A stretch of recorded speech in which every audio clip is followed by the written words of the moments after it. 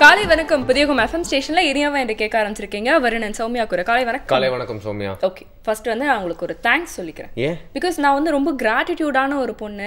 எத்தனை தடவை எனக்கு ஹெல்ப் பண்ணிருக்கீங்க, எத்தனை தடவை வந்து எனக்கு ஒரு கோ ஹோஸ்டா வந்து ஒரு சப்போர்ட்டிவா நீங்க இருந்திருக்கீங்க. நீங்க தான் ஹெல்ப் கேட்க போறீங்கன்னு நினைக்கிறேன். நல்லதுக்கே காலம் இல்லைன்னு சொல்லுவாங்க பாத்தீங்களா, அந்த மாதிரி தான் நீங்க பேசிட்டு இருக்கீங்க. எவ்வளவு அழகா நான் வந்து பேசிட்டு நல்லது காலம்லாம் ஒரு ரோ போட்டுக்கோங்க, இதெல்லாம் இருக்கு. சரி, பட் எனிவே இன்னைக்கு வந்து எந்த விஷயத்தை பத்தி பேச போறோம், என்ன சம்பந்தப்பட்ட ஏதாவது விஷயமா, அதால தான் என்ன இவ்வளவு பாராட்டுறீங்களா? இல்ல, நான் வந்து ஒரு அழகான ஒரு இன்ஜினியரை வந்து மனசு வச்சுட்டு வந்து பேசிக்கிட்டு இருக்கேன். நான் இன்ஜினியரிங் காலேஜ் பக்கம் கூட போனது தெரியல. அதனால தான் வந்து சொன்னேன். ஏன்னா வந்து நம்ம எல்லாருமே வந்து இப்போ சேஃப்டியா வந்து நம்ம வீட்டுக்குள்ள இருக்கிறோம் அப்படின்னா அந்த வீட்டு கட்டின இன்ஜினியர் தான் அதுக்கு முழு காரணம் அப்படின்னு வந்து சொல்லலாம் இல்லையா. அவங்க வந்து பக்காவா நம்மளுக்கு கட்டியிருக்கிறதுனால தான் நம்ம வந்து இன்னைக்கு வந்து சேஃபா இருக்கும். ஸோ அவங்களுக்கு வந்து ஒரு சின்ன ஒரு அப்ரிசியேஷன் கொடுக்குற மாதிரியான ஒரு நாள் இன்னைக்கு அப்படின்னு வந்து சொல்லலாம். Building and code staff appreciation day. அப்போ கூட எனக்கு புரியலையே, அதை பத்தி புரியல அப்படின்னா வந்து நான் திருப்பி வந்து சொல்றேன். இப்போ வந்து பாத்தீங்கன்னா ஒரு பில்டிங் ஒரு கட்டடம் கட்டணும் அப்படின்னா வந்து எடுத்தோடனே வந்து வாங்க ஒரு பிளான் எடுங்க அப்படி கட்டணும் அப்படிலாம் வந்து யாரும் ரொம்ப லத்தாஜிக்கா வந்து பண்றது கிடையாது. நிறைய விஷயங்கள் அனலைஸ் பண்ணுவாங்க. அந்த ஒரு ஏரியாவுக்கு எந்த இடத்துல எந்த மாதிரி கட்டினா வந்து ப்ராப்பரா இருக்கும் அப்படின்னு சொல்லி நிறைய விஷயத்த மனசுல வச்சு எவ்வளோ நாளா வந்து ஹார்ட் ஒர்க் பண்ணி அதை வந்து ஒரு வீட்டை வந்து கட்டி நம்மளுக்கு வந்து கொடுக்குறாங்க இல்லையா. ஸோ அதனால தான் நாம வந்து சேஃபா இருக்கும். ஸோ அவங்களுக்கு ஒரு சின்ன கிராட்டிடியூட் நம்ம காமிக்கணும்ல. காமிச்சிடலாமே, ஒன்றும் பிரச்சனை இல்லை. ஆனா அந்த கிராட்டிடியூட சேர்த்து வந்து நாமளும் கொஞ்சம் வந்து இந்த அவேர்னஸ் அப்படிங்கிற ஒரு ஃபேக்டரியை வந்து டச் பண்ணி விஷயத்தை தெரிஞ்சுட்டு கிராட்டிடியூட காமிக்கலாம் அப்படின்னு சொல்றீங்க. காமிச்சிருவோம். பட் அதுக்கு முன்னாடி விஷயத்தை தெரிஞ்சுக்கிறதுக்கு இந்த பிளாங்க் பேப்பரை மனசை வச்சிருந்தா தான் வேலைக்காகும். ஸோ என்னதான் உங்க மனசுல இருந்தாலும் அதெல்லாம் பெரிய ரப்பர் வாங்கி அழிச்சிருங்க. அதுக்கு ரொம்ப உதவிகரமா இருக்கும் இந்த முத்திரை. வணக்கம். விரல்களை மருத்துவர் மற்றும் நலம்பெறும் முதிரைகள் வரிசையில் இன்றைக்கு நம்ம பார்க்க இருப்பது நெஞ்சு வலிக்கான ஒரு தீர்வு. இந்த நெஞ்சு வலி அப்படின்றது பார்த்திங்கன்னா மார்புக்கு நடுவில் வலி இருக்கும். அதே சமயத்தில் நம்மளுடைய சுவாசம் வந்து கொஞ்சம் குறைவாக இருக்கும். அதாவது ஷார்ட் பிரீத் அப்படின்னு சொல்லக்கூடிய மெதுவாக சுவாசம் நடைபெறும். சுவாசத்தினுடைய அளவு பார்த்திங்கன்னா பொதுவாகவே நம்ம வந்து 8 அங்குலம் 4 அங்குலம் 16 அங்குலம் அப்படின்ற வரைக்கும் சுவாசத்தினுடைய நீளம் இருக்கும். இந்த சுவாசம் குறைவதன் மூலமாக ஒரு விதமான படபடப்பு ஏற்படும், வாந்தி வர்ற மாதிரி இருக்கும், மயக்கம் வர்ற மாதிரி இருக்கும், தலை சுற்றல் இருக்கும். இதெல்லாமே அறிகுறிகள். இதெல்லாம் இருந்துச்சுனாலே நமக்கு வந்து அதிகப்படியான வியர்வை வரும். இப்போ இந்த மாதிரியான அறிகுறிகள்லாம் இருந்துச்சுன்னா நமக்கு வந்து நெஞ்சு வலி இருக்குது அப்படின்னு சொல்லி தெரிஞ்சுக்கலாம். இதற்கு முதிரைகள் அப்படின்னு பார்த்தோன்னா 3 விதமான முதிரைகள் நம்ம செய்யலாம். ஒன்று வந்து அபான வாயு முதிரை, இரண்டாவது ஆணை முதிரை, மூன்றாவது இருதா முதிரை அப்படின்னு சொல்லக்கூடிய 3 முதிரைகளை பார்க்கலாம். அதே போல் இந்த நெஞ்சு வலி வருவதற்கு என்ன காரணம் அப்படின்னு பார்த்திங்கன்னா நம்மளுடைய உணவு பழக்கம் ஒரு காரணமாக. நெஞ்சு எரிச்சல், சாதாரணமாக நெஞ்சு எரிச்சல் இருக்கும். இன்றைக்கு நம்ம சாப்பிடக்கூடிய உணவுகளில் இருக்கக்கூடிய குறைபாடுகள் அல்லது அடல்ட்ரேஷன் அப்படின்னு சொல்லக்கூடிய கலப்புகள்னால இந்த நெஞ்சு வலி வரலாம். அப்புறம் நம்ம சாப்பிடக்கூடிய எண்ணெய் பலகாரங்கள், அப்புறம் பார்த்திங்கன்னா மாவு பொருட்களை அதிகமாக உண்பது, இது எல்லாமே நமக்கு இந்த சத்து குறைபாட்டையும் உருவாக்கும், அதே சமயத்தில் நெஞ்சு எரிச்சலையும் உருவாக்கும். அதன் காரணமாக நமக்கு வந்து இந்த விதமான நோய்கள் வருவதற்கு வாய்ப்பு இருக்குது. இப்போ நம்ம என்ன விதமான முதிரைகளை செய்யலாம் அப்படின்னு பார்க்குறோம். முதல்ல வந்து அபான வாயு முதிரை எப்படி செய்கிறதுன்னு பாருங்கள். உங்களுடைய 2 கைகளிலும் ஆள்காட்டி விரலை வந்து அப்படி மடித்து இந்த பெருவிரலினுடைய அடியில் இந்த இடத்துல தொடணும். அப்படி தொடணும். 2 கைகளிலும் அப்படி தொடணும். இப்போ நம்ம இந்த விரல் தொடும்போதே நமக்கு வந்து இந்த நோய் இருக்குதா இல்லையான்னு கண்டுபிடிச்சிடலாம். ஏன்னா இந்த முதிரைகள் எல்லாமே ஒரு குறிப்பிட்ட நோய்க்கான முதிரைகளை நம்ம கொடுக்குறோம். அந்த முதிரையை செய்யும்போது நமக்கு கை விரல்கள் இலகுவாக இல்லாமல் இருந்தாலோ அல்லது கை விரல்களை நீட்டும்போது அதில் வலி இருந்தாலோ நமக்கு அந்த குறிப்பிட்ட நோய் ஆரம்பத்தில் இருக்குதோ அல்லது அதிகப்படியாக இருக்குதோன்றதோ நம்ம தெரிஞ்சுக்கலாம். தொடர்ந்து இந்த முதிரை செய்கிறதன் மூலமாக அந்த நோயை வந்து முழுமையாக சரி பண்ண முடியும். இப்போது ஆள்காட்டி விரலை மடித்து பெருவிரலினுடைய அடியில் வைக்கிறீங்க, 2 கைகளிலும் வைக்கிறீங்க. வச்சுட்டு உங்களுடைய பெருவிரல் நுனியில் நடுவிரல் மற்றும் மோதிர விரலினுடைய நுனியை அப்படி தொடணும். தொட்டுட்டு சுண்டு விரலை நீட்டி வச்சுருக்கணும். இந்த முதிரைக்கு பேர் வந்து அபான வாயு முதிரை. குறைந்தது 15 நிமிடம், அதிகபட்சமாக ஒரு 30 நிமிடம் வரைக்கும் நம்ம செய்யலாம். நாள்பட்ட நோயாளிகள் அப்படின்னு பார்த்திங்கன்னா 30 நிமிடம் செய்யணும். ஆரம்ப கட்டத்தில் இந்த மாதிரி இருக்கவங்க அல்லது திடீர்னு நெஞ்சு வலி வர்றவங்க ஒரு 20 நிமிடம் செய்தால் போதும். இரண்டாவது முதிரை ஆணை முதிரை. நம்மளுடைய 2 கைகளிலும் நடுவிரலும் ஆள்காட்டி விரலும் அப்படி பெருவிரல் நுனியில் தொட்டு மற்ற 2 விரலையும் அப்படி நீட்டி வச்சுக்கணும். இந்த மாதிரி இந்த முதிரைக்கு பெயர் ஆணை முதிரை. மூன்றாவது முதிரை வந்து இருதா முதிரை. இது எப்படி செய்கிறதுன்னு பாருங்கள். கையில் வணக்கம் வச்சுக்கோங்க. வணக்கம் வச்சுட்டு நடுவிரலை மட்டும் அப்படி மடித்து அந்த நடுவிரலினுடைய முதல் அந்த முட்டியை வந்து இப்படி ஒன்றோடு ஒன்று தொட வேண்டும். மோதிர விரல் மட்டும் நுனியில் தொட்டுட்ருக்கணும். மற்ற எல்லா விரல்களுமே ஒன்றை ஒன்று தொடாமல் விலகி இருக்க வேண்டும். உள்ளங்கை உட்பட எதுலேயுமே தொடக்கூடாது. இது ஒரு சூட்சமமான முத்திரை. நேரடியாக இருதய தமனிகளை இயக்கக்கூடிய ஒரு முத்திரை. இந்த முத்திரை மட்டும் நம்ம செய்யும்போது அநாதக சக்கரம் பக்கத்தில் அப்படி வைக்கணும். நெஞ்சு பக்கத்தில் இப்படி வச்சுட்டிங்க அப்படின்னா உங்களுடைய சுவாசமானது அந்த ஷார்ட் பிரீத் அப்படின்னு சொன்ன இல்லைங்களா, அது வந்து கொஞ்சம் ஆழ்ந்த சுவாசமாக வரும். நெஞ்சு வலி அப்படின்னு நமக்கு உணரப்பட்ட உடனேயே நமக்கு ஞாபகம் வர வேண்டியது வந்து பேரிச்சம்பழம், முதன்மையான ஒரு பழம். அது இந்த பழம் என்ன பண்ணுது அப்படின்னு கேட்டிங்கன்னா, நம்மளுடைய நெஞ்சு பகுதியில் ஏற்படக்கூடிய ஒரு விதமான அசௌரியத்தை உடனடியாக சரி செய்யக்கூடிய ஒரு வல்லமை வாய்ந்தது. இந்த பழத்தை என்ன பண்ணணும்னா, முதல் நாள் இரவே ஊற வச்சுருந்து காலையில் வந்து அந்த பேரிச்சம்பழத்தை மென்று சாப்பிட்டுட்டு அந்த தண்ணியை குடிச்சிங்கன்னா நெஞ்சு வலியானது தொடர்ந்து வராமல் இருக்கும். திடீர்னு நெஞ்சு வலி வந்துருச்சு அப்படின்னா உலர்ந்த பழங்களை உடனடியாக நம்ம பயன்படுத்தலாம். அது தவிர அன்னாச்சி பழம், இலந்தை பழம் இது எல்லாமே வந்து நமக்கு இந்த இருதய தசைகளை வலுவாக்கக்கூடிய ஒரு தன்மை வாய்ந்தது. இதெல்லாம் நம்ம ஞாபகம் வச்சுட்டு என்ன பண்ணணும், சமயோசிதமாக தகுந்த நேரத்தில் பயன்படுத்தணும். அதே சமயத்தில் அடுத்தவங்களுக்கு பிரச்சனைனாலும் நம்ம சொல்லிக் கொடுக்கறதுக்கு தயங்கக்கூடாது. நல்ல பல விஷயங்களை கற்றுக்கொள்வோம், நலமான வாழ்வை அமைத்துக்கொள்வோம். மீண்டும் சந்திப்போம். நன்றி, வணக்கம். வருண், உங்களை பற்றின ஒரு தகவல் வந்து எனக்கு இப்போ வந்து தெரிஞ்சிருச்சு. ஏன்னா நான் தான் பெஸ்ட் பர்சன் இந்த வேர்ல்ட் தான். சரி, இல்லைங்க, நீங்கள் இன்னும் எல்கேஜி குழந்தையாவே இருக்கீங்க. லப்பர் வச்சு அழிச்சிருங்கலாம் சொல்றீங்க. தெரியாம சொல்லிட்டேங்க, விட்டா எல்கேஜியை பாஸ் பண்ணலாம் சொல்றீங்க போல இருக்கு. இருந்தாலும் வந்து இருக்கலாம். பட் அதை பற்றி வந்து நான் உங்களுடைய பிரேக்லாம் உங்கள் ரிப்போர்ட் கார்டெலாம் எடுத்து நான் வந்து செக் பண்ணேன். பிரேக் புதிய எஃப்எம் ஸ்டேஷனில் இது இனிய வை என்று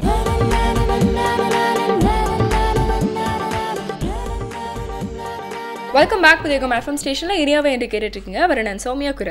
நம்ம வந்து இந்த பில்டிங் பற்றிலாம் வந்து பேசும்போது வந்து டக்குன்னு வந்து எல்லாரும் வந்து நெகட்டிவாக ஒரு விஷயம் வந்து சொல்லுவாங்க. ஆமாம், என்னத்த பில்டிங் கட்டுறாங்க, இப்போ கட்டின உடனே வந்து கிராக் விழுந்துருது, இது மாதிரி ஆகிடும், அது மாதிரி ஆகிடுது, இது உடனே ஒரு பெரிய பில்டிங் இடிஞ்சு விழுந்தது, அப்படி இப்படின்னு வந்து எடுத்த உடனே நெகட்டிவாக நிறைய பேர் வந்து நிறைய விஷயங்கள் வந்து அடிக்கிட்டே வந்து போயிடுவாங்க. பட் அதெல்லாம் வந்து பார்த்தீங்கன்னா வந்து நடந்தாலும் எத்தனையோ பில்டிங் வந்து இன்னும் ஸ்ட்ராங்காக வந்து இருந்து தானே இருக்கு. நெகட்டிவ் சொன்னாலும் அதுக்கு முன்னாடி ஒரு பாசிட்டிவ் சொல்லணும் அப்படிங்கிறீங்களா? எப்பவுமே பழைய காலத்து பில்டிங்ல அந்த கட்டின முறையாக இருக்கட்டும், குவாலிட்டியாக இருக்கட்டும், அவங்க எடுத்துக்கிட்ட டைமாக இருக்கட்டும், பண்ண ரிசர்ச் எல்லாமே வந்து இன்னைக்கு வரைக்கும் அதுக்கான பேர் ஒன்று வந்து வாங்கி கொடுத்துட்டு இருக்கு அப்படின்னு சொல்லலாம். ஸோ எப்பவுமே ஓல்ட் இஸ் கோல்டு அப்படிங்கிறது தான் நிலைச்சு நிற்குது. ஓல்ட் இஸ் கோல்டு அப்படிங்கிறது வந்து கன்ஸ்ட்ரக்ஷன்ல மட்டும் கிடையாது, எல்லா விஷயத்துலையும் தான் அப்படின்னு சொல்றதுக்காக வந்து நார்ல டாக்டர் நிவேதா பார்த்தீங்கன்னா வந்து நேச்சுரோபதி பற்றி பேசுறதுக்காக வந்திருக்காங்க. Super, let's give a time.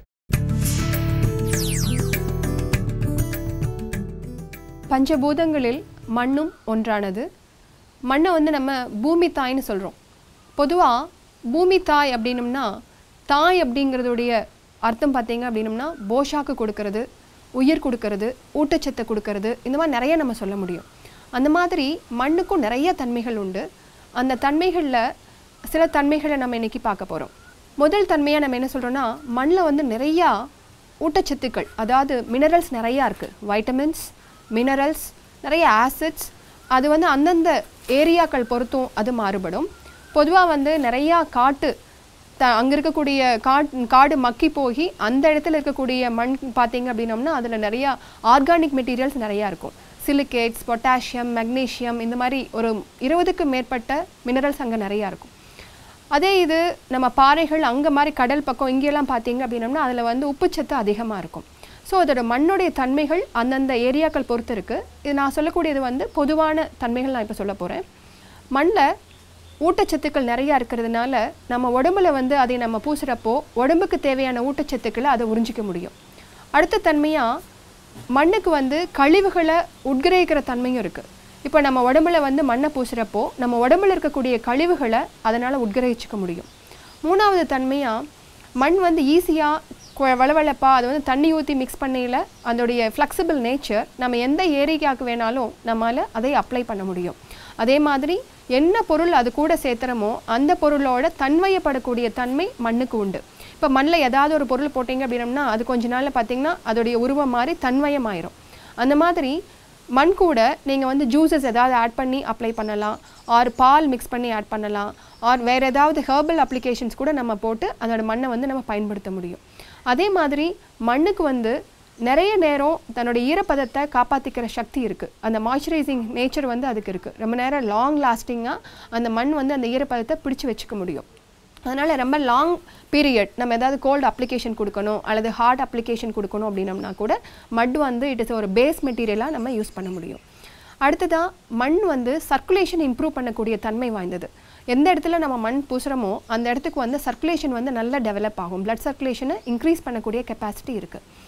அடுத்ததாக anti inflammatory and anti ageing property.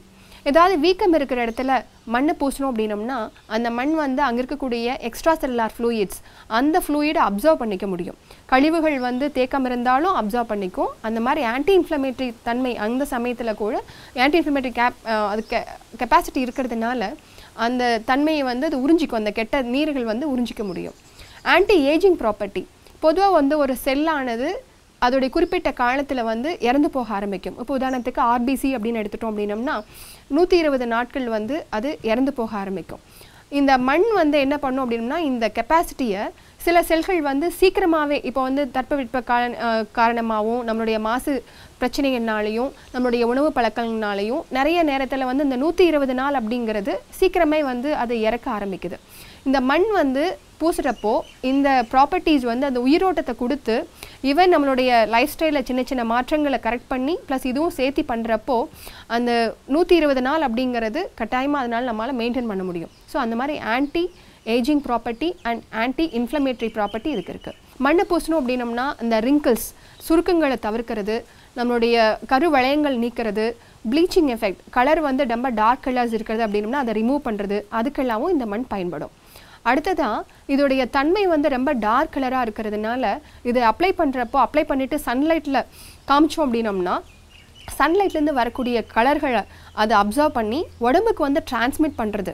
அந்த மாதிரி அதாவது தேவையான கலர்களை அப்சர்வ் பண்ணி டிரான்ஸ்மிட் பண்ணக்கூடிய கெப்பாசிட்டி இருக்கிறதுனால கலர் தெரப்பி குரோமா தெரப்பிலையும் இந்த மட் வந்து நம்ம யூஸ் பண்ணுறோம். மண் வந்து நம்ம அப்ளை பண்ணிவிட்டு சன்லைட்டில் காமிக்கிறப்போ அது வந்து ஒரு பேரியராகவும் இருக்கும். அல்ட்ரா வயலட் ரேஸ் வந்து நம்ம பாடியில் வந்து டைரெக்டாக பட்டு சன் டேனிங் நடக்காமல் இருக்கிறதுக்காகவும், ஆனால் அதே சமயத்தில் மண் பூசிட்டு சன்லைட் இருக்கிறப்போ மட்டோட எஃபெக்ட்டும் கிடைக்கும், சன்லைட்டோட எஃபெக்ட்டும் கிடைக்கும். ஸோ அது மூலமாகவும் நம்மளுடைய மண் வந்து நிறையா இந்த ப்ராப்பர்ட்டிஸ்லாம் இருக்கிறதுனால சிகிச்சைக்கு நம்ம பயன்படுத்திகிட்டு இருக்கிறோம். அவங்க சொன்ன எதுவுமே நம்மளுக்கு புரியாமல் இல்லை இல்லையா, எல்லாம் ஈஸியாக இருந்துச்சு புரிஞ்சுக்கிறதுக்குன்னு சொல்லலாம். ஏன்னா அவங்க ரொம்ப சிம்பிள் லாங்குவேஜில் சொன்னாங்க. அதுவும் அவங்களோட அந்த அவங்க எடுத்துக்கிட்ட அந்த ஒரு விஷயம் பார்த்தீங்கன்னா இயல்பான விஷயங்கள் தான். ஏதோ புதுசாக வந்து கண்டுபிடிச்செல்லாம் வந்து நம்மளுக்கு வந்து சொல்லலை, இயல்பான விஷயங்கள் தான் நினச்சி நிற்கும். புதுசாக வந்து நிறைய பகட்டாக வந்து நிறைய விஷயங்கள் வருது. ஆனால் பார்த்தீங்கன்னா வந்து ஒரு டைம் பீரியட் இருக்கும், அதுக்கப்புறம் பாஸ் ஆகி போயிடும் இல்லையா. ஓகே, ஓவராக ட்ரை பண்ணாதீங்க, இயல்பாக இருங்க, சிம்பிளாக இருங்க அப்படின்னு சொல்கிறாங்க. அதுக்கு எக்ஸாம்பிள் என்ன அப்படின்னு கேட்டிங்கன்னா இனியவ ஷோ தான். இதில் ஒரு கிராஸ் ப்ரொமோஷன் வேறு. அப்புறம் சின்ன பிரேக் எடுத்துகிட்டு வந்து இன்னும் நிறைய கிராஸ் ப்ரொமோஷன் நம்ம வந்து பண்ணலாம் புதிய ஸ்டேஷன்ல. இது இனியவை இன்று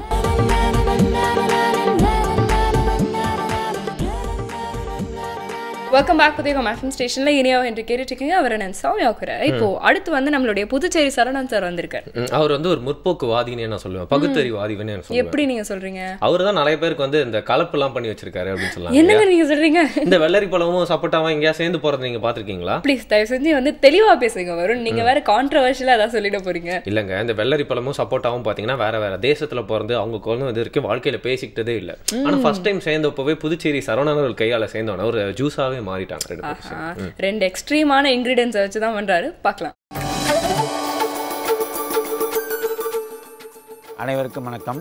இன்றைய பசுமை உணவுகள் பகுதிக்கு உங்களை வரவேற்பதில் மகிழ்ச்சி அடைகிறேன். இன்றைக்கி நம்ம செய்ய போகிற உணவு வெள்ளரி பழம் சப்போட்டா ஜூஸ். எப்படி செய்யலான்றதுக்கு முன்னாடி என்ன தேவைன்னு பார்க்கலாம். வெள்ளரி பழம் தோல் உரித்தது, நாட்டு சர்க்கரை, சப்போட்டா. இப்போ முதல்ல சப்போட்டா துண்டுகள் எவ்வளோ மாற்றணும், இந்த சுவையை மாற்றுறதுக்கு அல்லது வெள்ளரி பழம் கலர் மாற்றணும் சப்போட்டா போடுறோம். மற்றபடி வெள்ளரி பழம் தனியாகவே ரொம்ப சுவையாக இருக்கும். முதல்ல சப்போட்டா தேவையான அளவுக்கு போட்டுக்கோங்க. அந்த வாசனைக்காகவும் சுவை மாற்றுக்காகவும் தேவையான அளவுக்கு சப்போட்டா போட்டுக்கலாம். இந்த சப்போட்டா பழம் எதுக்கு போடுறோன்னா இந்த வெள்ளரி பழ கலரையும் சுவையும் மாற்றுறது தான். இந்த சப்போட்டா வந்து சாதாரணமாக ஸ்ட்ராங் சுவைன்னு சொல்கிறோம்ல, இனிப்பு அதாவது திக்கான தித்திப்பு உள்ளது. இனிப்பு வந்து அதிக தித்திப்பு உள்ளது. அதனால் வந்து இந்த சப்போட்டா இதில் போடுறோம். இந்த வெள்ளரி பழம் பார்த்திங்கன்னா மிதமான சாதாரண மணலாக இருக்கக்கூடிய சதையுள்ள பழம், நீர் சத்துள்ள பழம். அதான் முக்கியம். வெள்ளரி காய் எப்படி நீர் சத்துள்ள காயோ அதேமாதிரி வெள்ளரி பழம் அதே குடும்பத்திலேருந்து வரதான். வெள்ளரி பழம் வந்து நீர் சத்துள்ள சதையுள்ள பழம், ரொம்ப மணலாக இருக்கும். இது வந்து இனிப்பு சுவையெல்லாம் இல்லை. அதுக்கு இனிப்பு சுவை கூட்டுறது தான் இந்த சப்போட்டா பழமும் நாட்டு சர்க்கரையும்.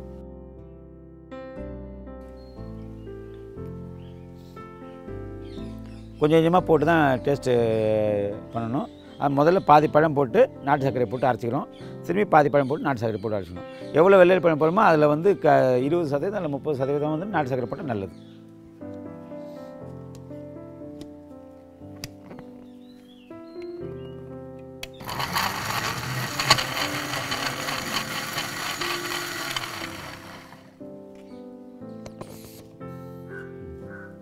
திரும்பி கொஞ்சம் வெள்ளரி பழம்,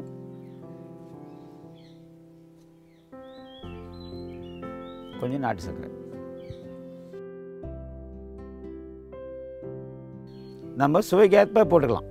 சுவை வந்து எவ்வளோ வேணுமோ அவ்வளோ போட்டுக்கலாம். தண்ணி கொஞ்சம் ஊற்றிக்கலாம்.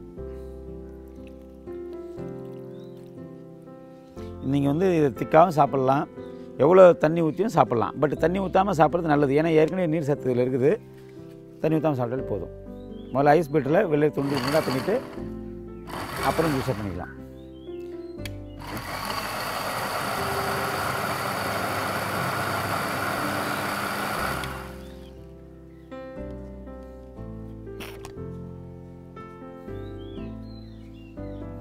இப்போ சுவையான வெள்ளரிப்பழ ஜூஸ் தயாராக இருக்குது.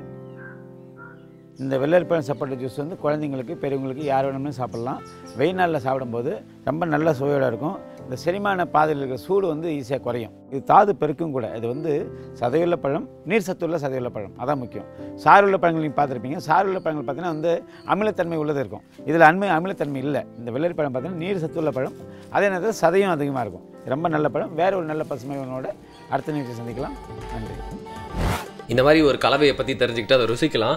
பட் ரசித்து நம்ம வீடை கட்டினாலும் அதில் இருக்க கலவையை பற்றி நிறைய பேருக்கு தெரியறதில்லை அப்படின்னு சொல்லலாம். ஒரு குட்டி பில்டிங்னா அதுக்கு ஒரு கலவை, பெரிய ஹைட்டான ஸ்கை ஸ்கிராப்பர்னா அதுக்கு ஒரு கலவை, பிரிட்ஜுக்கு ஒரு கலவை, எல்லா ஸ்ட்ரக்சர்ஸ்க்கும் ஒரு தனி ரிசர்ச் இருக்குது, கைண்ட் ஆஃப் பில்டிங் இருக்குது, அதுக்குன்னு தனியான ஆர்கிடெக்சர், இன்ஜினியரிங் எல்லாமே இருக்குது. இதெல்லாம் ஒரு பேசிக்காக தெரிஞ்சுட்டு நிறைய பேர் வந்து ரொம்ப கான்சன்ட்ரேட் பண்ணி அந்த ஸ்ட்ரக்சர்ஸில் வந்து கட்டுறாங்க. அதை கட்டுறாங்கன்னா அவங்க மட்டும் சேஃப்டி ஆகலாம், அவங்க சுற்றி இருக்கவங்களுக்கும் பிரச்சனை வரக்கூடாதுன்னு நினைக்கிறாங்க. பட் நிறைய பேர் அப்படி நினைக்கிறது இல்லை. அப்படிங்கிறதுக்காக தான் இப்படி ஒரு டே செலக்ட் பண்ணி. கரெக்ட். அதுவும் வந்து பர்டிகுலராக வந்து இப்போ காலகட்டத்தில் வந்து ஒரு விஷயம் என்னன்னா, இதுக்காக படிச்சுட்டு வர்றவங்க, இதுக்காக இருக்க ப்ரொஃபஷனல்ஸ் கிட்ட வந்து இதை கொடுக்காம செலவு மிச்சமாகுதே அப்படின்னு சொல்லிட்டு வந்து யார்கிட்டயும் வந்து கொடுக்குறாங்க.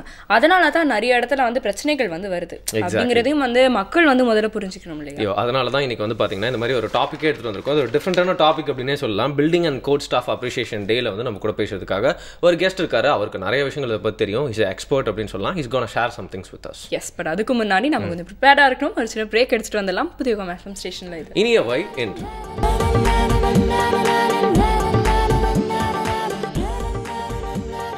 வெல்கம் பேக் புதிய எஃப்எம் ஸ்டேஷனில் இனியாவை என்று கேட்டுருக்கீங்க. தொடர்ந்து பேசிட்டு இருக்கோம் சௌமியா அண்ட் வருண். இன்னைக்கு ஒரு டிஃப்ரெண்டான டேன்னு தான் வந்து சொல்லணும் இல்லையா? கிராட்டிடியூட் இஸ் வெரி குட் அப்படின்னு சொல்ற மாதிரி இன்னைக்கு வந்து building and code staff appreciation day. நம்ம வந்து ஜாலியாக வீட்டில் இருக்கோம்னா அதுக்கு வந்து காரணம் நம்மளுடைய பில்டர். ஸோ அவங்களுக்கு ஒரு சில அப்ரிசியேஷன் கொடுக்குற மாதிரியான ஒரு இந்த தினத்தில் இன்னைக்கு நாம வந்து இந்த பில்டிங் அண்ட் கன்ஸ்ட்ரக்ஷன் சம்பந்தமாகவும் நிறைய விஷயங்கள் தெரிஞ்சுக்க போகிறோம். எக்ஸாக்ட்லி. எவ்வளோ மேலே போனால் அது காரணம் வந்து பேஸ்மெண்ட் ஸ்ட்ராங்காக இருக்கிறதுனால தான் அப்படின்னு வந்து நம்ம இன்னைக்கு புரிஞ்சுக்கணும். ஸோ இதை பற்றி மேலும் தெரிஞ்சுக்கிறதுக்கு நிறைய விஷயங்கள் நம்மளுக்கு தெரியாத விஷயங்கள் இது வரைக்கும் தொடர்ந்து டாபிக் அப்படின்னு கூட சொல்லலாம். சோ இத பத்தி பேசுறதுக்கு யார் வந்திருக்கா? ஓகே, எனக்கு வந்து ஜியோமெரைன் கன்சல்டன்ட்ஸ் உடைய ஃபவுண்டர் சிவி பிரசாத் அவர்கள் வந்திருக்காங்க. Thanks for coming sir. Thank you sir. First of all இந்த பில்டிங் அண்ட் கோட் அப்படின்னா இந்த ஸ்டாஃப் அதுக்காக செயல்படுறவங்க யாரு, அது மட்டும் இல்லாமல் அவங்களோட வேலைகள் என்னென்ன விஷயங்கள்லாம் அவங்க செய்வாங்க இதுக்கு அப்படின்னு சொல்லுங்க சார். கோட் அன்னது வந்து ஒரு standard formed by government of India or state governments body called bureau of Indian standards.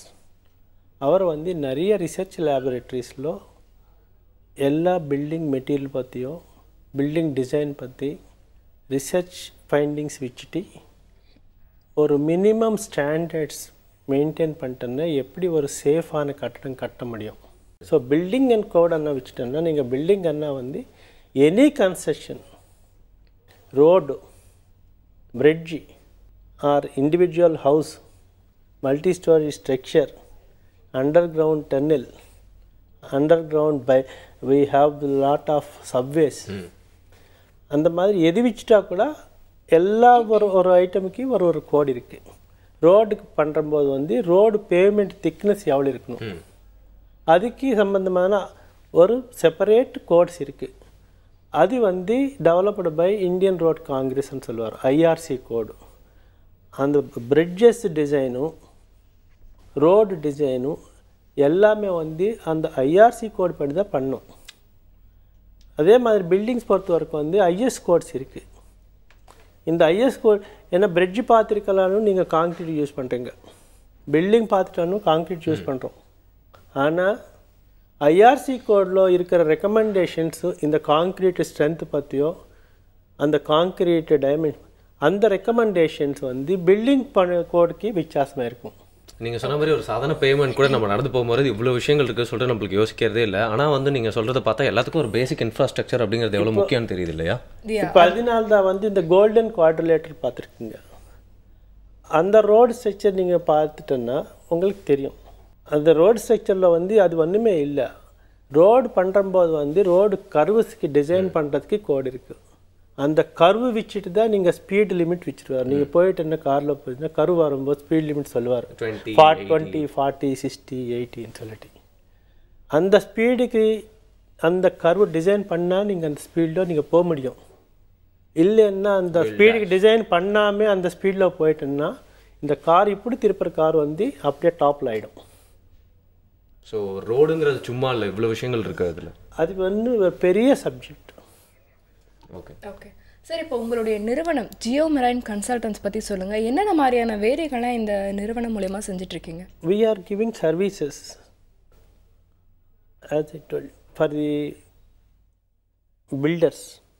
So government and also private people. Okay. Tamil Nadu Housing Board, Tamil Nadu Electricity Board இப்போ வந்து power plant கட்டுறாரு எண்ணூரில் வந்து 1 × 660 megawatt. அதோட complete geotechnical testing survey we are doing. அதே மாதிரி north சென்னையில் power plant second phase நான் தான் பண்ணியிருக்கேன். அது சென்னை மெட்ரோ ஏற்கனவே சொல்லியிருக்கேன். இந்த 100 feet road stretch up to the airport. Okay, Koyambedu to Alandur up to airport. Okay, அதே மாதிரி புது ஏர்போர்ட்டில் ஆல்சோ we are contributing இந்த மல் டெஸ்டல் பண்ணுறது. அதே மாதிரி structural designs also we do. As a whole ஒரு ப்ராஜெக்ட் பற்றி பண்ண போகிறீங்க. ஃபார் எக்ஸாம்பிள் இப்போ ஒரு மெட்ரோ ரயில்கே நீங்கள் வந்து ஒரு டேட்டா கலெக்ஷன் பண்ணுறீங்கன்னா எப்படி ஆரம்பிக்கிறீங்க, என்னென்ன விஷயங்கள்லாம் பண்ணுறீங்க? டேட்டா கலெக்ஷன் வந்து இப்போ ஒரு ப்ராஜெக்ட்டுக்கு வந்து மண் டெஸ்ட் பற்றி டேட்டா கலெக்ஷன்னா வந்து ஃபஸ்ட்டு வந்து அந்த ப்ராஜெக்ட் கன்சீவ் பண்ணுறம்போது வந்து ஆர்கிடெக்ட் பில்டிங்ஸ் பொறுத்தவரைக்கும் வந்து architect is the main key creator. அதே மாதிரி ஒரு ப்ராஜெக்ட்டுக்கு வந்து அந்த ப்ராஜெக்ட் கன்சீவ் பண்ணுறாரு வந்து கிரியேட்டர். இந்த கிரியேட்டருக்கு வந்து என்ன வேணுமோன்னு சொல்லிட்டு அவர் லிஸ்ட் பண்ணுவார். சப்போஸ் நான் வந்து ஒரு மல்டிப்ளெக்ஸ் கட்டணும் ஒரு ஆர்கிடெக்ட், ஃபஸ்ட்டு அவருக்கு வந்து மல்டிப்ளெக்ஸ் கட்டணுன்னா வந்து மோர் தேன் அந்த மல்டிப்ளெக்ஸ் வந்த ஆளுக்கு வந்து எப்படி நீங்கள் பார்க்கிங் வசதி கொடுக்கணும் அந்த கேள்வி வரும்போது வந்து உடனே வந்து லேண்டு இல்லை, ஸோ பேஸ்மெண்ட் ஃப்ளோரில் பார்க்கிங் கொடுக்கணும். இந்த மாதிரி யோசிச்சுட்டு ஆர்கிடெக்ட் வந்து க்ரியேட் பண்ணுவார் மொத்தமாக ஒரு ரியலிஸ்டிக் எப்படி நடக்கும். அந்த டேட்டா வந்துக்கப்புறம் வந்து எத்தனை பேஸ்மெண்ட் ஃப்ளோர் கட்ட போகிறாரு, எவ்வளோ லோடு வருது அப்படின்னு யோசிச்சதுக்கப்புறம் வந்து ஒரு மண் டெஸ்ட் பண்ணும்போது வந்து இந்த பேஸ்மெண்ட் ஃப்ளோர்ஸை தாண்டி அதுக்கு நார்மலாக வந்து நீங்கள் வந்து ஒரு ஒரு பில்டிங் கட்டும்போது வந்து பில்டிங்கு கீழே வந்து ஸ்ட்ரெஸ் பல்ப்னு சொல்லுவோம் சைன், அது வந்து ஒரு டெப்த் வரைக்கும் போயிடும். நார்மலாக வந்து ஒரு ஃபுட்டிங்கு அவரோட விட்த்து வந்து ஒரு பின்னு வச்சுக்கோங்கன்னா 2B வரைக்கும் மேக்ஸிமம் ஸ்ட்ரெஸ் இருக்கும் அந்த லோடெல்லாம். ஸோ நார்மல் தம்பு ரூல் என்னென்னா நீங்கள் எந்த லெவலில் ஃபவுண்டேஷன் பண்ண முடியுமோ அதுக்கு கீழே அட்லீஸ்ட்டு அப்ராக்சிமேட்டாக சைஸ் கண்டுபிடிச்சிட்டு தம்பு ரூலில் ஒரு 2 times the foundation width 3 times foundation width அது ஒரு டைரெக்ஷன். அது இல்லாமல் வந்து loads are very high loads அண்ணா கீழே ஏதாவது ஏன்னா nature is you cannot predict. திடீர்னு பாறை வந்து அதுக்கு கீழே வந்து மறுபடி ஹோல் வரதுக்கு வாய்ப்பு இருக்குது. அதனால வந்து என்ன பண்ணுறோன்னா அந்த மாதிரி ஹெவி ஸ்ட்ரக்சர்ஸ் பண்ணும்போது வந்து அந்த பாறையில் வந்து ட்ரில் பண்ணும்போது வந்து அந்த பாறை கோர் மாதிரி வரும். அந்த கோர் மாதிரி வர வரைக்கும் வந்து ட்ரில்லிங் பண்ணுறோம். அதுக்கு பேர் டெக்னிக்கல்லாம் வந்து ஆர்கியூடின்னு சொல்லுவோம், ராக் குவாலிட்டி டிசிக்னேஷன். அதுக்கு வந்து அந்த பில்டிங்கோ இல்லை ஒரு கட்டடோட இம்பார்ட்டன்ஸ் வச்சுட்டு அந்த ஆர்கியூடி மினிமம் 20% அது பர்சன்டேஜில் சொல்லுவோம் 20% 40% ஒரு டெசிஷனுக்கு வந்துட்டு அது வரைக்கும் ட்ரில்லிங் பண்ணிவிட்டு அந்த மெட்டீரியல் எல்லாம் வந்து எடுத்துகிட்டு டெஸ்ட் பண்ணுறோம். நான் வந்து 82 வந்து சென்னை ஐஐடியில் படிக்கிறதுக்கு வந்திருக்கேன். அன்றைக்கி பார்க்கும்போது வந்து இந்த மண் டெஸ்ட் இந்த ஃப்ளாட் அந்த காலத்தில் ஃப்ளாட்ஸ் ரொம்ப கம்மி, மோஸ்ட்லி வீடு. இந்த மண் டெஸ்ட் பண்ணுறது வந்து வெரி வெரி ரேர். அந்த அளவுக்கு அவேர்னஸ்ஸு கிடையாது. இதை பற்றி அது வந்து ஸ்ட்ரக்சரல் கன்சல்டன்ட்டு ஏரியா வச்சுட்டு ஒரு பிட் எடுத்துகிட்டு டெசிஷன் பண்ணிட்டு பண்ணுற நிலைமை கூட இருந்தது.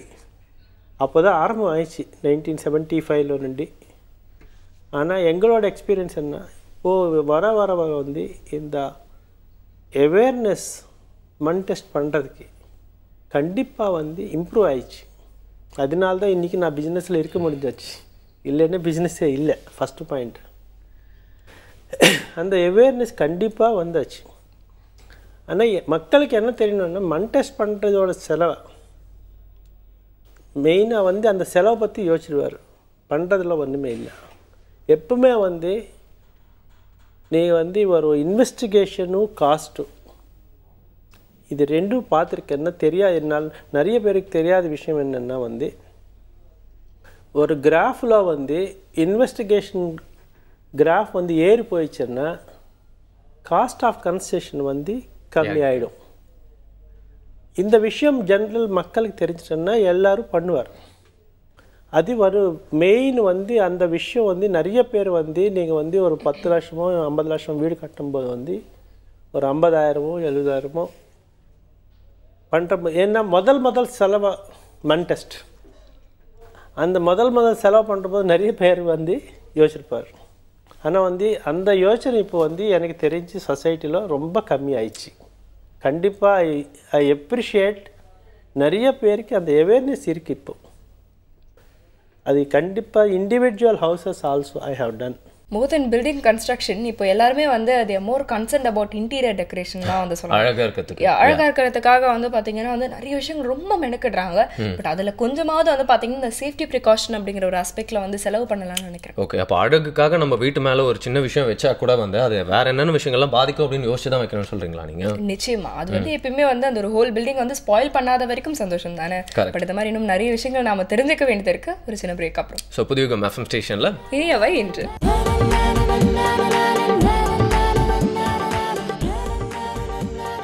Welcome back again. இனியவரி நிகழ்ச்சியை புதிய எஃப்எம் ஸ்டேஷனில் கேட்டு என்ஜாய் பண்ணிருக்கீங்க. எல்லாருக்குமே வந்து நிலம் வாங்கணும், அது நம்ம ஸ்கூல் பக்கத்துலேயே இருக்கணும், காலேஜ் பக்கத்துலேயே இருக்கணும், அங்கே தண்ணி வசதி இருக்கா, அதான் பேசிக் ரெக்குயர்மெண்ட்ஸ். அதுக்கு மேலே என்ன ஆனாலும் பரவாயில்ல அப்படின்னு சொல்லிட்டு யோசிச்சுட்டு இருந்தாங்கன்னா அவங்களுக்குலாம் அதெல்லாம் தப்புப்பா, நீங்களாம் புதுசாக நிறைய விஷயங்கள் தெரிஞ்சுக்க வேண்டியிருக்குன்னு சொல்கிற மாதிரி ஒரு டே இல்லையா அது? எஸ், அந்த டேல வந்து பார்த்தீங்கன்னா வந்து சிவி பிரசாத் வந்து நிறைய விஷயங்கள் நம்மளுக்கு புரியுற மாதிரி சொல்லிட்டு இருக்காரு. திறந்து பேசலாம். நம்மளே நிறைய வந்து பார்ப்போம். இப்போ லேண்ட்லாம் வந்து பயங்கரமாக வந்து விற்கிறாங்க, நிறைய இடத்துல அட்வர்டைஸ்மெண்ட்ஸ் பண்ணுறாங்க. ஸோ போகிறோம், ஒரு லேண்ட் வாங்குறோம், அதுக்கப்புறம் அங்கே வீடு கட்டுறோம், அங்கே வந்து போயிடுறோம். ஆனால் அதுக்கப்புறம் தான் ஒரு பிரச்சனையா வர ஆரம்பிக்கும். தண்ணி ப்ராப்ளம் வரும், நிறைய பிரச்சனைகள் வந்து வந்துட்டு தான் வந்து இருக்கு இல்லையா? அது மட்டும் இல்லாமல் இப்போ வேற என்னென்ன விஷயங்கள்லாம் சார் இப்போ ஒரு வீடு கட்ட போறோம் அப்படின்னா நம்ம மனசுல வச்சுக்கணும், என்னென்ன விஷயங்கள்லாம் வந்து மெயின் விஷயம் மனசுல வச்சிட வேண்டியது என்னன்னா தண்ணி. யாருமே அதை பத்தி யோசிச்சதே கிடையாது. நம்ம பில்டிங்கு கோர்ஸ் இத்தனை நம்ம படிச்சிருக்கோம். தண்ணி இருக்கா இல்லையா, கவர்மெண்ட்டை சப்ளை பண்ணுறதுன்னு சொல்லிட்டு கவர்மெண்ட் மேலே பழி போடுறது வந்து நம்மளோட இது இருக்கக்கூடாது. நம்ம கூட சப்போர்ட்டாக இருக்கணும் கவர்மெண்ட்டுக்கு. Though it is the responsibility of the government to supply drinking water. அவர் ட்ரிங்கிங் வாட்டர் சப்ளை பண்ண முடியும், ஆனால் மற்ற வாட்டர் எல்லாம் எப்படி அந்த அளவுக்கு சப்ளை பண்ணுறதுக்கு வந்து நம்ம இன்ஃப்ராஸ்ட்ரக்சரும் இந்த நாட்டில் இன்னும் இல்லை. It's not practical. அதனால வந்து நம்ம கூட கவர்மெண்ட்டுக்கு சப்போர்ட் பண்ணணும்.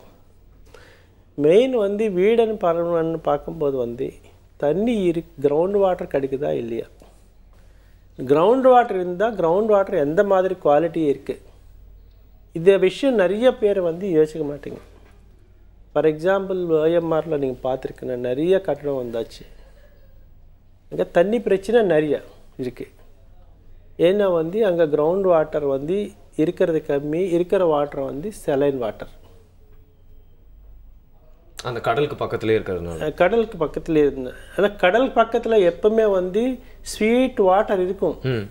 அது நம்ம பண்ணுற வேலையால் வந்து அது வந்து உப்பு தண்ணி ஆயிடுச்சு. இப்போ 1970s 80s வரைக்கும் வந்து உங்களுக்கு பார்த்துருக்கேன்னா மெரினா பீச் விட்டுட்டு அப்படியே மகாபலிபுரம் வரைக்கும் வந்து கடலுக்கு நடியில் நம்ம ECR ரோடு அது வந்து ஆக்விஃபயர்னு சொல்லுவார். ஸ்வீட் வாட்டர் ஆக்விஃபயர், அதெல்லாம் ஸ்ப்ரிங்ஸ் மாதிரி. அது வந்து ஷாலோ ஆக்விஃபயர். அது ஒரு அப் டு 20 to 25 ஃபீட் வரைக்கும் ஸ்வீட் வாட்டர் இருந்தது. ஆனால் வந்து நீங்கள் நிறைய கட்டடம் வந்துட்டு எல்லோரும் ட்ரா பண்ணால் வந்து உப்பு தண்ணி வந்து உள்ளே வந்தாச்சு. ஒரு மாதிரி உப்பு தண்ணி வந்து லேண்டுக்குள்ளே வந்துச்சுன்னா திருப்பி அது வந்து நீங்கள் நார்மல் தண்ணியாக ஆக முடியாது. அதனால வந்து நீங்கள் பார்த்துருக்கீங்கன்னா பிசன் நகர், திருவான்மையூர் எல்லா இடத்துல இப்போது இதே ஏரியா வந்து 1980s வந்து யாருமே வந்து கவர்மெண்ட் தண்ணியை எதிர்பார்க்கல. வீட்டில் ஒரு கிணறு போட்டுட்டு தண்ணி மோட்டார் போட்டு யூஸ் பண்ணுற நிலைமை. இப்போலாம் வந்து வேறு வழியே இல்லாமல் இடம் ரொம்ப கம்மியாயிட்டதுனால அடுக்குமாடி குடியிருப்பு, அதாவது பெரிய பெரிய ஃப்ளாட்ஸு ஸ்கை ஸ்கிராப்பர்ஸ்லாம் கூட OMRல ஈஸிஆரில் வர ஆரம்பிச்சிச்சு. ஸோ ஒரு பொதுவாக ஒரு ஃப்ளாட்ஸு அடுக்குமாடி குடியிருப்புனா வந்து எவ்வளோ நாளைக்கு ஹெல்த்தியாக இருக்கும் அப்படின்னு சொல்லுங்கள் சார். ஆக்சுவலாக வந்து எந்த மாதிரி டிசைன் பண்ணிட்டாலும் கூட வந்து ஒரு டிசைன் லைஃப் வந்து முதல்லையே இருக்குது. எல்லா பில்டிங்ஸ்க்கு வந்து நார்மலில் நம்ம டிசைன் பண்ணுற போது வந்து டிசைன் லைஃப் மினிமம் வந்து 50 இயர்ஸ். அதனால்தான் வந்து சிங்கப்பூர் அந்த ஏரியாவில் பார்த்துருக்குன்னா அந்த டிசைன் லைஃப் முடிச்ச உடனே அந்த உடச்சிட்டு திருப்பி ரீகன்ஸ்ட்ரக்ஷன் ஆரம்பிச்சுட்டு வரும். அந்த ப்ராக்டிஸ் அங்கே இருக்குது. அந்த டிசைன் லைஃப் வச்சுட்டு தான் டிசைனை ஆரம்பிக்கிறோம். சப்போஸ் நம்ம அது ஒன்றுமே இல்லை, ஃபயர் சேஃப்டி என்ன நீங்கள் சொல்கிறது, அதுக்கு கூட டிசைனில் ப்ரொவிஷன் இருக்குது. இப்போ காங்க்ரீட் ஸ்ட்ரக்சர் இருக்கும்போது வந்து ஒரு ஃபயர் வந்துச்சுன்னா காங்க்ரீட்டுக்கு ஒன்றும் ஆகாது. ஆனால் ஸ்டீல் வந்து ஹீட் ஆகிடுச்சுன்னா மெல்ட் ஆகிடும். மெல்ட் ஆகிடுச்சுன்னா அதோட ஸ்ட்ரென்த்து குறையும். அதனால்தான் வந்து அந்த ஸ்டீல் வந்து ஃபயர் నుండి ப்ரொடெக்ட் பண்ணிட்டேன்னா நீங்கள் வந்து பில்டிங் வந்து ஃபயர் నుండి ப்ரொடெக்ட் பண்ணுறதுக்கு வாய்ப்பு இருக்குது. அதுக்கு என்னென்னா கோடில் இருக்குது. ஒரு 2 hours ஃபயர் இந்த ஸ்டீல் தாங்கணுன்னா அந்த ஸ்டீலுக்கு வந்து மினிமம் கவர் எவ்வளோ இருக்கணும், அதே மாதிரி 4 hours அந்த மாதிரி கோட்ஸ் இருக்குது. அது அந்த ஃபயர் ரெசிஸ்டன்ஸ்ன்னு சொல்லுவார். அந்த சேஃப்டிக்கு கோடு இருக்குது. All buildings are designed for minimum design life of 50 years. ஒரு இம்பார்ட்டண்ட் இஷ்யூ என்னென்னா நிறைய பில்டிங்கில் வந்து எல்லோரும் வந்து பில்டிங்கோட அந்த காலமு பீமு ஸ்லாபு பற்றி தான் யோசிச்சிருக்கீங்க. மோஸ்ட் அன்சேஃப் கண்டிஷனு எங்கே வரதுக்கு வாய்ப்பு இருக்குன்னா நம்ம டாய்லெட் லீக் நிறைய பில்டிங் நம்ம பார்த்துருக்கீங்க. டாய்லெட் ப்ளம்பிங் லைன் லீக் ஆயிடுச்சுன்னா அந்த சாயில் வாட்டர் வந்து ஹைலி அசிட்டிக்காக இருக்கும். அந்த லீக் வாட்டர் வந்து ஸ்லாபில் போயிட்டுனா ஸ்லாபில் இருக்கிற ஸ்டீல் கரோட் ஆகிடும். ஸோ அந்த ப்ளம்பிங் லைன்ஸ் அது அந்த சேஃப்டி ப்ளம்பிங் டிசைனுக்கு கோட்ஸ் இருக்குது. அந்த ப்ளம்பிங் லைன்ஸ் அந்த அளவுக்கு இம்பார்ட்டண்ட். ஒரு பில்டிங் நம்ம பார்த்துருக்கீங்க 7 மாடி. 7 மாடியில் வந்து திடீர்னு ஒரு மாடியில் வந்து ஸ்லாபில் வந்து அந்த எல்லாமே பவுடர் மாதிரி வந்தாச்சு. என்னன்னு பார்த்துட்டோன்னா அந்த டாய்லெட் டக்ட்ஸில் నుండి தண்ணி லீக் ஆகிட்டு ஃபுல்லாக ஸ்லாப்ஸ்குள்ளே போயிருக்குது. அந்த டாய்லெட் வாட்டர் வந்து நீங்கள் வந்து ரொம்ப அதில் வந்து நிறைய சால்ட்ஸ் இருக்கும். அது வந்து ஸ்டீலும் சிமெண்ட்டு ரெண்டுமே அடிபட்டோம் அது போயிடுச்சுன்னா. ஸோ நீங்கள் எத்தனை வருஷம் பில்டிங்கை சேஃப்னு சொல்கிறதுக்கு வந்து டிசைன் ஒன்றுமே காரணம் கிடையாது. பில்டிங்கு மெயின்டெனன்ஸ் அது மெயின்டைன் பண்ணலன்னா 50 வருஷம் பில்டிங் 5 வருஷத்துலேயே போயிடும். நீங்கள் இப்போ நிறைய கட்டடம் பண்ணிருக்காரு. அந்த பில்டிங் மெயின்டெனன்ஸ் நீங்கள் பார்த்துட்டு நிறைய பில்டிங்கு மேலே போயிட்டேன்னா செடி கூட வரும், அதில் மரம்லாம் வளர்ந்துருக்கும். நீங்கள் பில்டிங்கு மெயின்டெனன்ஸ் நீங்கள் கரெக்டாக இருந்தால் டிசைன் லைஃப் பீரியடுக்கு பில்டிங் 100% தாங்கும். அடுத்தது வந்து மொட்டை மாடி. நிறைய பேர் வந்து இப்போ வந்து ஒரு காம்ப்ளெக்ஸஸ் இருந்தால் வந்து அங்கே வந்து என்ன பண்ணுறாருன்னா ஒரு ரூஃப் கார்டன் மாதிரியோ இந்த மாதிரி ஒரு பண்ணுறாரு. அந்த ரூஃப் கார்டன் சரியாக டிசைன் பண்ணலன்னா நேராக வந்து மழை தண்ணி அதிலோண்டு லீக் ஆகிட்டு ஊறிட்டு ஸ்லாப்ஸ் கீழே வந்துட்டு அப்படியே ஊறிடும். இந்த மாதிரி விஷயங்கள் தான் ஒரு பில்டிங் சேஃப்டிக்கு அடிபட்டோம் பார்க்கலன்னா. அதனால்தான் மொட்டை மேடை ரூஃப் கார்டன் பண்ணுறம்போது வந்து ரொம்ப ஜாக்கிரதையாக இருக்கணும். முடிஞ்ச வரைக்கும் வந்து டபுள் ஸ்லாபாக போட்டுட்டு அந்த ரூஃப் கார்டனோட ஸ்லாபுக்கு பில்டிங் ஸ்லாபுக்கு கேப் இருந்தால் எந்த மாதிரி பிரச்சனை இருந்தால் அந்த ஸ்லாபு மட்டும்தான் அடிபட்டோம், அதை ரிப்பேர் பண்ண முடியும். இந்த மாதிரி ஆனால் வந்து இது பண்ணிட்டோன்னா செலவாயிடும். இல்லை வாட்டர் ப்ரூஃபிங்க்கு கரெக்டாக பண்ணணும். அது டெக்னாலஜி வச்சுட்டு. அது இல்லாமல் ஒரு கார்டனுக்காக நீங்கள் பண்ணிட்டோன்னா தேவையில்லாத ஒரு பிரச்சனை நம்மளே கொண்டு வரும். ஏன்னா நிறைய பேர் வந்து மொட்டை மாடியில் கார்டனை வந்து மெயின்டைன் பண்ணுறது கஷ்டம். அது ஒரு ப்ராப்ளம். அடுத்தது வந்து நீங்கள் வந்து ஆனுவல் கிடையாது, பீரியாடிக்கல்லி பெயிண்டிங் வந்து ஒரு அழகு மட்டும் கிடையாது. பில்டிங் பெயிண்டிங் வந்து it is not only for the things. நீங்கள் பெயிண்டிங் பண்ணுறம்போது என்னென்னா வந்து எந்த மாதிரி மெட்டீரியல் வச்சுட்டா கூட வந்து நீங்கள் வெயிலில் வச்சிட்டோன்னா அந்த வெயிலுக்கு வந்து ஒரு ஷ்ரிங்கேஜ் கிராக்ஷன் வரும். அது யாருமே வந்து தடுக்க முடியாது. அது வந்துகிட்டே இருக்கும். அது மெயின்டைன் பண்ணும். அது நீங்கள் இதாக பெயிண்டிங் எல்லாம் அடிக்கும்போது வந்து நீங்கள் பார்த்துட்டோன்னா எங்கெங்கே அந்த மாதிரி ஷ்ரிங்கேஜ் கிராக்ஸ் இதுவோ அதுக்கு பட்டி போட்டு அது க்ளோஸ் பண்ணிட்டோன்னா அதில் ஒன்று மழை காலத்தில் தண்ணி சீப் ஆகாமல் அந்த வால்ஸ் எல்லாம் நாசனம் ஆகாமல் வாய்ப்பு இருக்குது. இன்னொரு விஷயம், மொட்டை மாடியிலே மறுபடி வந்து இந்த பேராபெட் வால், அந்த பேராபெட் வால் வந்து நிறைய பேர் வந்து ஃப்ளாட்டாக போட்டு வச்சுருவார். எக்ஸ்டெண்டட் ரெயின் வரும்போது வந்து அது வந்து பிரிக் ஒர்க், அது வந்து மழையில் நனைஞ்சிட்டு அதில் வந்து தண்ணி ஊறிட்டு அப்படி. இது ஒரு இன்னொரு பாயிண்ட், மெயின்டெனன்ஸ்னால் வந்து பில்டிங்க்கு வர ப்ராப்ளம் இது வந்து சேஃப்டிக்கு வந்து சேஃப்டி நான் சொல்ல விரும்பல. சேஃப்டி வந்து நீங்கள் பில்டிங் டிசைனும் மெட்டீரியல் கன்ஸ்ட்ரக்ஷன் பார்த்துன்னு சேஃப்டி. ஆனால் வந்து பில்டிங்கோட மெயின்டெனன்ஸ் பண்ணலன்னா we are responsible for making a safe building unsafe with time. இதெல்லாம் நீங்கள் தடுக்கணுன்னா இந்த மாதிரி சில சின்ன விஷயங்கள். நிறைய பேர் வந்து இந்த விண்டோஸுக்கு வந்து சஜ்ஜா போடுவார், சன்ஷேடு. அந்த ஷேடு வந்து பழைய காலத்தில் பார்த்துட்டுன்னா ஒரு பாக்ஸ் மாதிரி ஒரு அழகுக்காக விண்டோ மேலே வந்து ஒரு பாக்ஸ் மாதிரி. நீங்கள் நிறைய இடத்துல இது பெரிய பிரச்சனை. அந்த விண்டோவுக்கு வந்து நீங்கள் சன்ஷேட் மாதிரி போட்டு வச்சுருக்கீங்க, பாக்ஸ் வச்சுட்டோன்னா அது வந்து யாருமே மெயின்டைன் பண்ண மாட்டேங்க. ஒரு மாதிரி மழை காலத்தில் வந்து மழை வந்து தண்ணியோட வந்து சேருக்கூட வந்து அங்கே சேரும். அந்த ட்ரைனேஜ் வந்து லாக் ஆகிட்டோன்னா தண்ணி நிற்கும். அந்த பாக்ஸில் தண்ணி நிற்கிட்டு அதில் வந்து அந்த ஜாயிண்ட் மூலியமாக வந்து சவருக்கு உள்ளே வரும். நீங்கள் நிறைய வீட்டில் பார்த்துக்கலாம், பெயிண்டிங் எல்லாம் பிரிஞ்சு வரும். இந்த மாதிரி வந்து இந்த சின்ன விஷயம். ஆனால் வந்து நெக்லெக்ட் பண்ணிட்டோன்னா என்ன ஆகிடும்னா இந்த தண்ணி ஊறி கடைசியாக வந்து அங்கே இருக்கிற லென்டல் பீம்குள்ளேயோ போயிட்டோன்னா அந்த பீமுக்குள்ளே இருக்கிற ஸ்டீல் கரோட ஆரம்பிச்சோம். ஸோ அதனால் வந்து பில்டிங் டிசைன் பண்ணுறம்போது வந்து எலிவேஷன் டிசைன் பண்ணுறம்போது வந்து மழை தண்ணி வந்து எங்கேயுமே நிற்காம வெளியே வர மாதிரி எலிவேஷன் வந்து ஒரு ஃபேஷனுக்காக நினச்சாமே பர்பஸ் ஃபங்க்ஷன் இருக்க மாதிரி பண்ணிட்டோன்னா இந்த மாதிரி பிரச்சனை வந்து அவாய்ட் பண்ண முடியும்.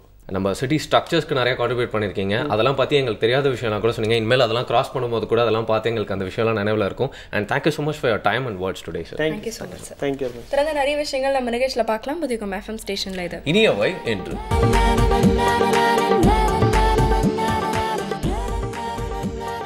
புதிய FM ஸ்டேஷனில் தொடர்ந்து கேட்டுட்டு இருக்கீங்க இரியாவே என்று வித் சௌமியா அண்ட் வருண். எப்பயுமே வந்து பார்த்தீங்கன்னா இந்த மாதிரியான விஷயங்களை வந்து எக்ஸ்பர்ட்ஸ் கிட்ட வந்து கேட்கும்பொழுது தான் வந்து அதோட ஒரு உண்மையான நேச்சர் நம்மளுக்கு வந்து புரியுது இல்லையா?